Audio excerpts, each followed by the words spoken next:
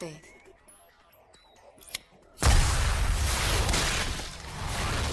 C'est la meilleure scène qu'on ait vue, mais pour de mauvaises raisons. Bonjour, je m'appelle Charlie Santoré. Je suis le propriétaire de Santor & Son Lock & Safe. Je suis technicien de sécurité, un perceur de coffre-fort, en Californie du Sud. Aujourd'hui, nous allons regarder des scènes de films sur le perçage de coffre-fort. Et je vous dirai si elles sont crédibles ou bonnes à jeter.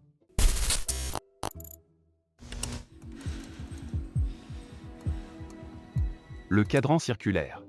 Que Hollywood aime tant. Ils sont généralement dotés d'une surface d'appui. C'est souvent très lisse.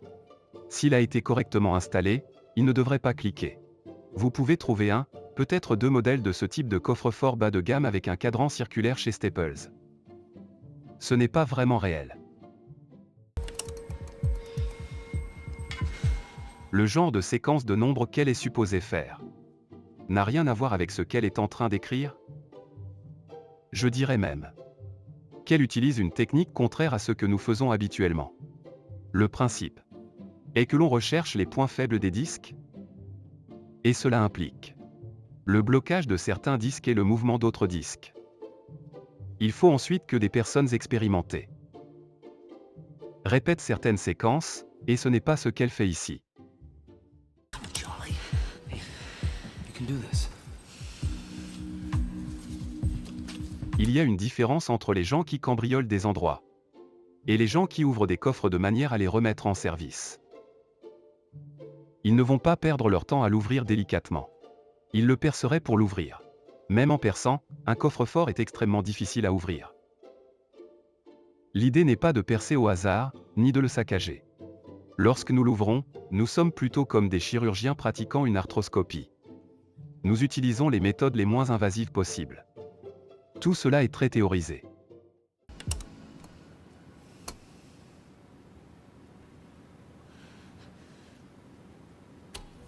Nous sommes censés croire que lorsque nous entendons le dernier clic, celui-ci correspond au loquet du verrou qui tombe. Mais ici, avec des serrures de chambre forte et de coffre-fort, vous devez faire un dernier tour pour tirer le verrou vers l'arrière. Il y a plusieurs allers-retours à effectuer pour que la serrure s'ouvre. Ici, elle entre la combinaison. Elle s'arrête à 50, le loquet lâche. Elle dit que le coffre-fort est ouvert et il tourne la poignée. Mais le coffre-fort ne serait pas ouvert même si la serrure était déverrouillée parce qu'elle n'a pas rétracté le loquet de la serrure. Vous savez, cette notion de quelqu'un qui manipule délicatement un coffre-fort pour l'ouvrir, c'est tout à fait courant. Mais 9 fois sur 10, ce sont des marteaux, des coins, des meuleuses ou des scies qui coupent les coffres pour les ouvrir. Soyons généreux, ce sera un 3.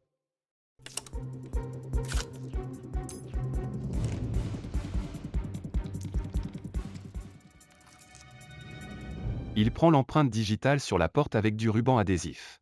Ça aurait pu être l'empreinte de la femme de ménage.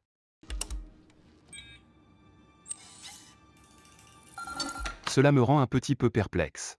Si vous utilisez du ruban adhésif, que vous le retournez puis mettez un cercle et ensuite de la colle forte dessus, n'êtes-vous pas en train d'en faire un moulage à l'envers?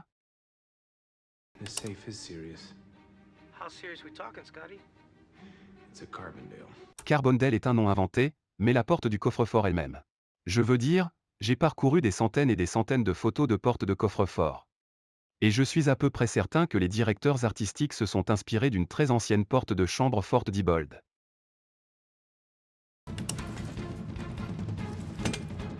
Il s'agit en fait d'un véritable outil. Il s'agit d'un bras articulé mini-rig, qui est utilisé pour exercer une pression lors du forage. Cet aspect est donc tout à fait exact.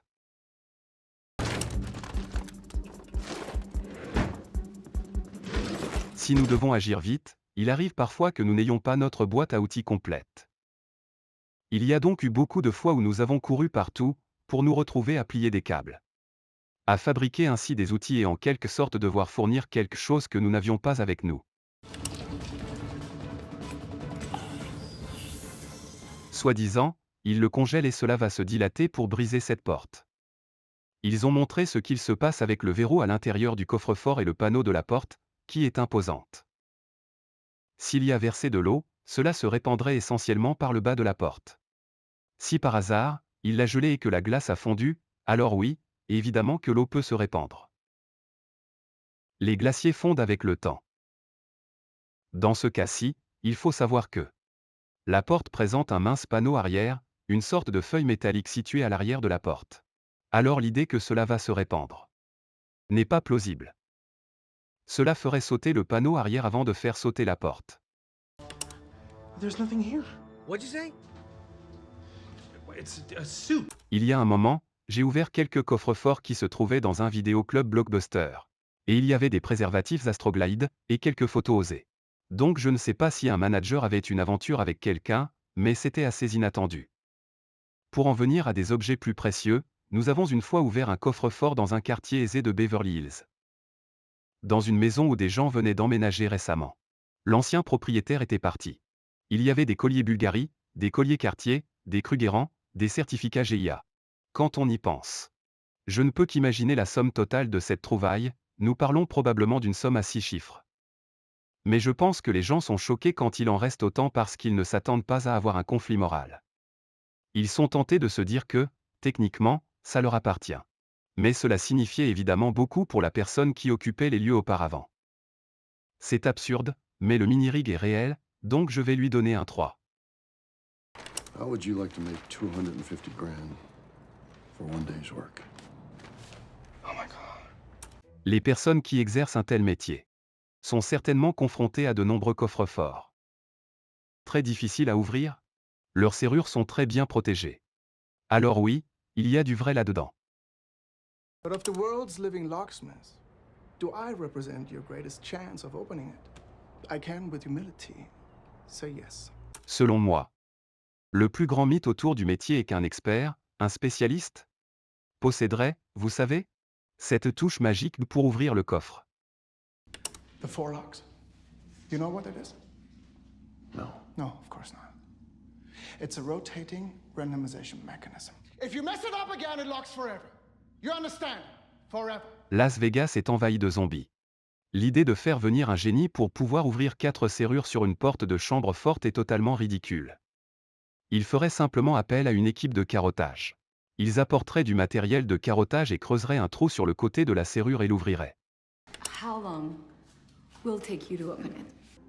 30 minutes. L'idée que quelqu'un puisse ouvrir 4 serrures de chambre forte en une demi-heure relève de la pure fiction.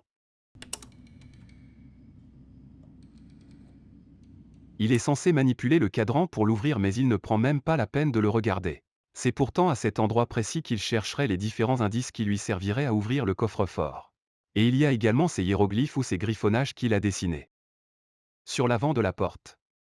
Cela n'a vraiment rien à voir avec ce qu'il ferait pour faire en sorte d'ouvrir le coffre.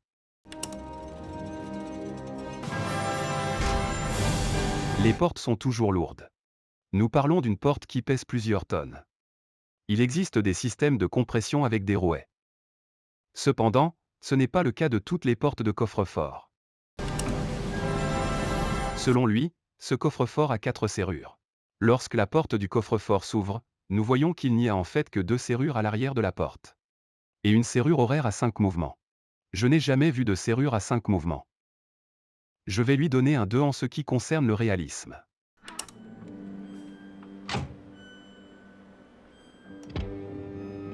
Il utilise un numéroteur automatique. Il existe de tels outils, bien qu'ils ne ressemblent pas à un aspirateur relié à une photocopieuse. C'est plus petit, c'est portable. Vous accrochez le numéroteur sur la porte. Il se met en marche et exécute une séquence de numérotation. Il est pratique pour certains coffres-forts qui possèdent des verrous en verre, ou qui pourraient être problématiques à percer. Ou encore, lorsque quelqu'un n'a pas les outils nécessaires pour ouvrir certains de ces coffres-forts.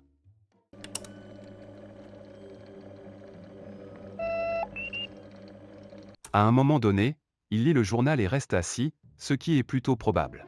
Ce n'est pas un processus instantané.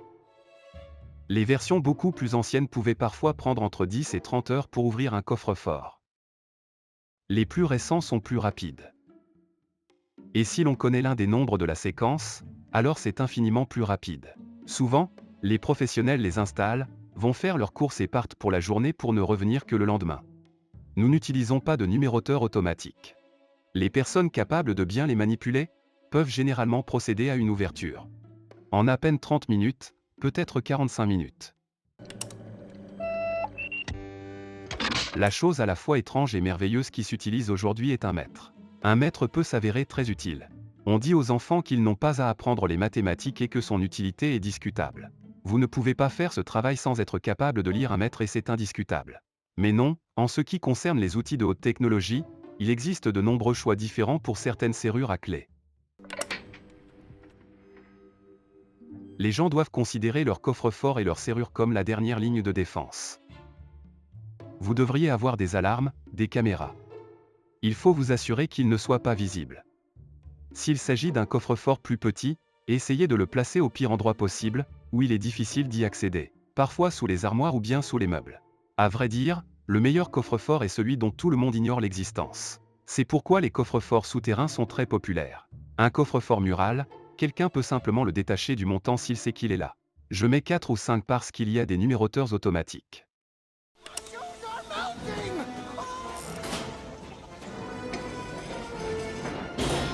Le seul élément plausible dans cette scène, c'est que lorsqu'un coffre-fort est doté d'une serrure extérieure, bon nombre d'entre eux peuvent effectivement être ouverts de l'intérieur. Il y a parfois un moyen d'ouvrir la porte, mais il n'y a pas d'autre serrure à l'intérieur que quelqu'un aurait à forcer.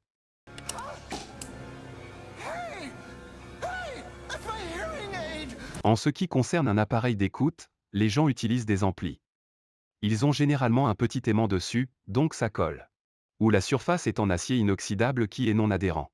Vous devez alors le scotcher et vous avez un petit indicateur dessus qui vous montre le niveau. Et lorsqu'il s'agit d'une porte en métal, le son se propage vraiment très, très bien. Juste pour être généreux, je dirais 3. Le principal problème est que s'il utilisait un chalumeau coupeur pour couper ce carré, le matériel qui se trouve juste à l'arrière et qu'il est supposé déplacer aurait probablement été endommagé. Tout comme les composants électriques. Il y a beaucoup de métal qui se détache. En ce qui concerne le cambriolage, les gens utilisent souvent des chalumeaux. Et même à l'époque, les professionnels du métier utilisaient des chalumeaux et des perceuses, parce qu'il existe certains métaux vraiment très difficiles à percer.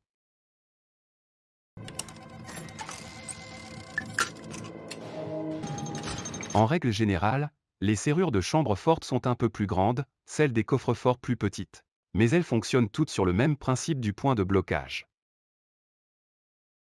L'idée qu'un objet tout petit puisse aider à verrouiller un objet beaucoup plus grand, c'est véridique, c'est possible.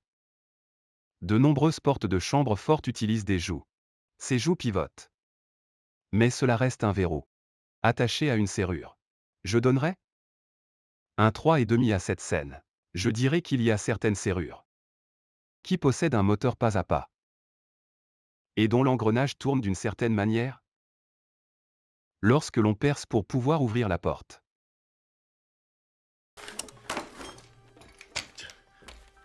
Le seul vrai problème que j'ai probablement, c'est qu'ils utilisent des perceuses pneumatiques. Vous savez, je doute que quelqu'un utilise des conduites pneumatiques.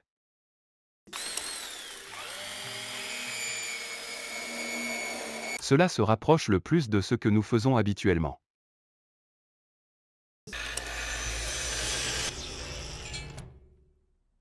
Ils ont percé le coffre-fort avant de toucher la vitre. Normalement, le verre serait beaucoup plus proche de l'arrière de la porte. Vous n'auriez donc pas autant d'espace de travail là-dedans. Il y a 5, 6 ou 7 cm d'espace de travail. Vous les voyez coller un endoscope. Ils trouvent la boucle du câble. Elle enfonce un fil, elle attrape le câble. Le seul vrai problème est qu'ils vont l'attacher à une chaise avec des gens assis dessus. Cela n'a aucun sens. Ce n'est pas nécessaire.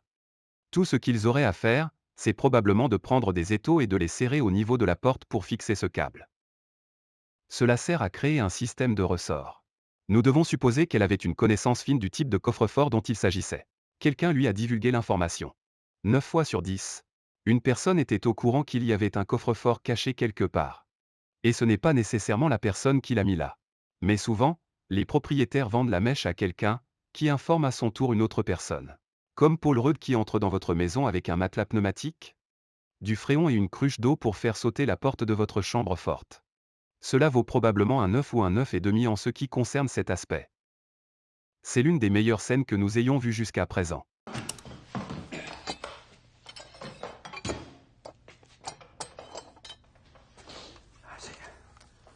C'est le cambriolage. Qui a eu lieu au Hatton Garden, à Londres?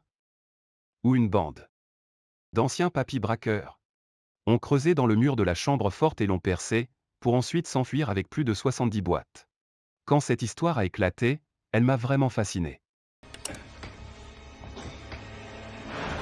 Je pense qu'ils utilisent même exactement le même matériel qui a été utilisé pour entrer dans le coffre-fort. Si j'ai bien compris, cela s'est produit au cours d'un week-end de 3 jours. Ils sont arrivés à leur fin à l'aide d'un carottier. Ils ont creusé des trous qui se chevauchent. Quand ils ont réalisé qu'ils devaient se procurer une pompe pneumatique, ils ont construit un contreventement. Et ont installé une pompe pneumatique pour forcer les boîtes à s'éloigner du mur. Évidemment, les boîtes à l'intérieur de ce coffre-fort ne sont pas les mêmes que celles qui se trouvaient dans la chambre forte à Hatton Garden. Parce que les photos que nous avons vues, c'était différents types de serrures et de boîtes, de différentes tailles. Ici, elles sont beaucoup plus uniformes. Cette scène, franchement, mérite un 9,5. Voire un 10 sur 10. Faith.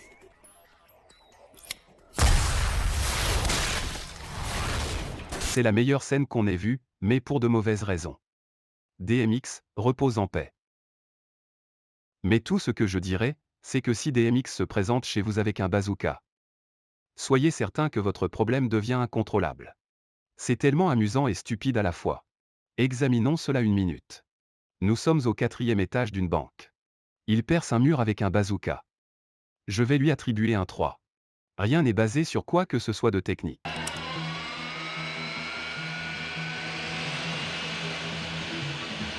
L'outil que James Caan utilise est réel. La perceuse que James Caan utilise dans cette scène a à peu près cette taille en vrai, d'accord? Et il faut savoir que la mèche que nous utilisons habituellement pour percer un coffre-fort, pour vous donner une idée, fait à peu près cette taille.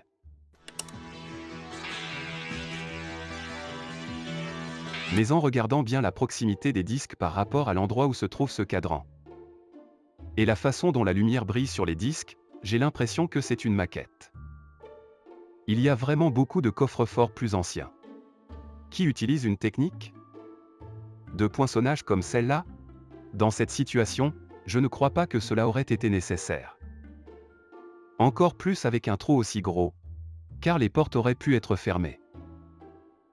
Mais encore une fois, je pense qu'on essaie à la fois d'avoir un réalisme authentique et de garder un certain secret pour donner au public un petit avant-goût de ce qui est vraiment réel. Je devrais probablement lui donner un 8,5. Dans une année plus tranquille, nous ouvrons probablement plus de 300 coffres-forts, et lors d'une année chargée, plus de 500. De cette manière, je peux m'exercer, tout en aidant les gens à récupérer leurs biens. Donc, je ne ferai autre chose pour rien au monde. Merci beaucoup d'avoir regardé cette vidéo. Si vous avez aimé ce que vous avez vu, cliquez sur le lien ci-dessus.